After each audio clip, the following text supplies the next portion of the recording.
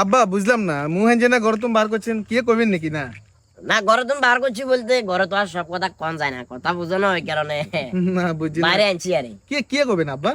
আয় তোমরা ভাই যত দিনে আইছি হ্যাঁ আজি আমার গোবাই যেহেতু আই তো কারণে একজন লাগে, প্রত্যেকবার দেখলাম যে তোমার বোন যে দুয়া আছে, হ্যাঁ তোমার বোনেরা বোনহুতেরা বাগিনা বাগনি যারা আছে হ্যাঁ বেগুন দেখলাম যে এক কারে কি মানে সমানে খায়, আর কোনো খাইতে লাগলে কোনো দিকে রায় না, কেউ কেউ তো খাইতে খাইতে চোখের হানি ওইজন বার হয়ে যায়।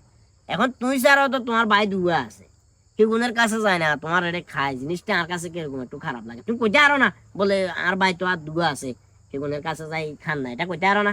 আব্বা ওই করলে তো কন যায়, কিন্তু বিষয়টা হলো যে আর আব্বা যখন মারা গেছে 8 বছরের সময় আর রাখি তখন আর বোনে জামাই জিয়া মানে আর বোনে জামাই জিয়া ইয়ার আব্বার ভূমিকা পালন করছে, আর আম্মা তো আর 6 বছরে রাখি মারা গেছে, আর বোন বগা আর মার ভূমিকা পালন করে আর লালন পালন করে এই জন্য বগা করছে।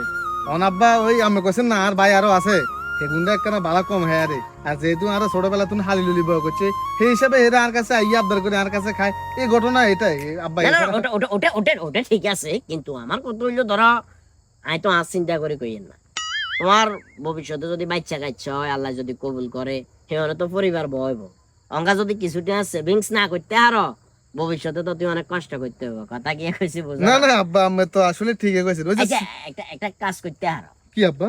ধরো তুমি এক কাম করো না, এই আজিরে লই হ্যাঁ আন্ডা বাচ্চা লো গজামাইয়া থাকলে তোমার বোনেরা প্রথম প্রথম কয়েকবার গেলে হরে কিন্তু শর্মে আর যাইতো না। ও আচ্ছা আচ্ছা আচ্ছা আব্বা আপনি কিন্তু বালা বুদ্ধি দিয়েছেন, আপনি কিন্তু বুদ্ধি খারাপ দেন না। তো বই আব্বা আপনি সেভিংস এর কথা কইছেন না, হ্যাঁ সেভিংস কিন্তু হয় কেন কইতে পারবেন নি? কেনে আপনি আল্লাহ যদি বাঁচা রাখে কাইলে বেন না হ্যাঁ। আপনি জিরলে আন্ডা বাইরে মুই চলিয়ে গেন আইলে কি হবে কইতে পারবেন নি? কি হবো? আপনি জিরে ডিভোর্স দিয়ে এলাম, ডিভোর্স দিন ও কাবিনেট নিয়ে যেগুন আপনি জি আমার কাছে আইবো হ্যাঁ সেগুনাই যে নিয়োগ ব্যবস্থা করে কাইলে বেন না আমরা রাতে তুলে দিমু, আর একদম সাই সম্মানে আপনি জিরলে আপনাকে বাইরে মুই যাই বুঝছেন নি? ওমা তুই এনকে ইচ্ছা কথা কইলে তোমার ভালো লাগে বলি পরামর্শ দিলাম, তুই এটা কি কইলা? আব্বা শুনেন তোমরা তো কথা বলে মনে করবেন যে এটা বেয়াদবি করি, এটা বেয়াদবি না।